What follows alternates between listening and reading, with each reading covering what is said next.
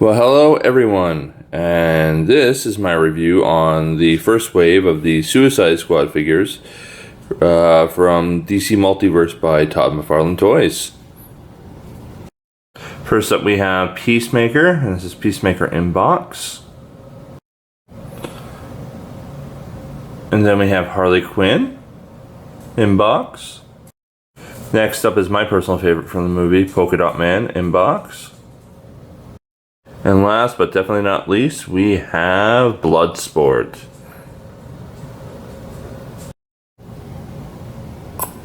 And here are all of our friends out of the box.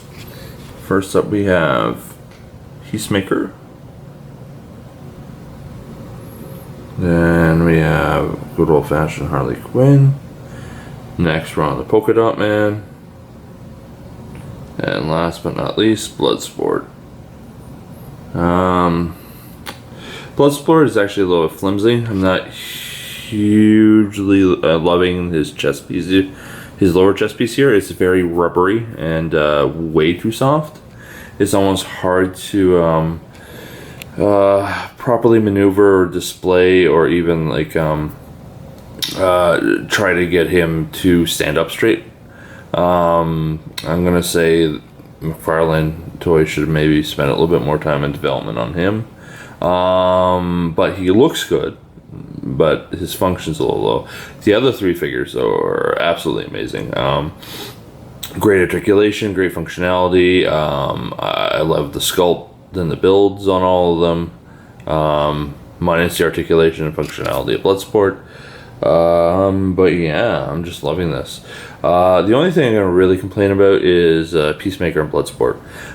In addition to, with Marvel Legends, they usually pack alternate heads in the pack as an accessory, and multiple weapons, usually. Not all the time, but most of the time when they have multiple weapons or an extra head, they're just considered extra accessories in the figure you already bought.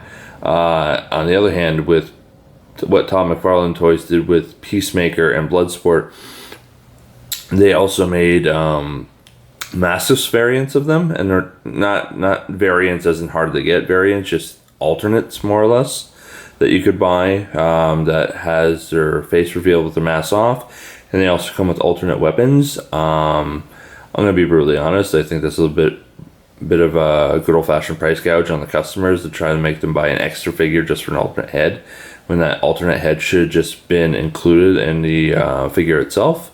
And also for the extra weapons, because I know they did that with the Batman from the Justice League wave, and the unmasked version came with a different weapon. I'm not sure if the unmasked version of Peacemaker and Bloodsport come with alternate weapons, but I think regardless, I think it's lousy to force your customer to buy an extra figure just for an alternate head, when they should have just been automatically included with these figures.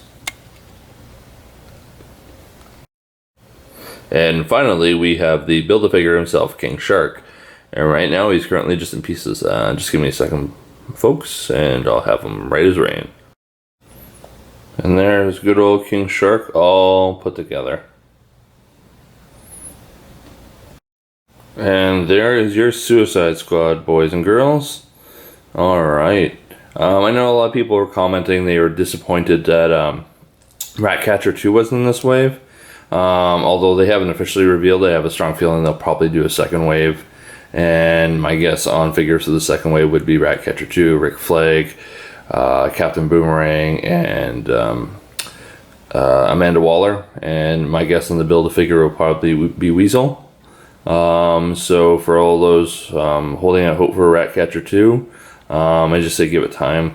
Probably maybe the end of the year, around when the 4K Blu-ray and Blu-ray come out on physical disc. Might be around the time they release and or announce Wave 2 of the Suicide Squad. But yeah, that is the Suicide Squad, boys and girls. I recommend if you're a figure collector and you're interested in, pick them up.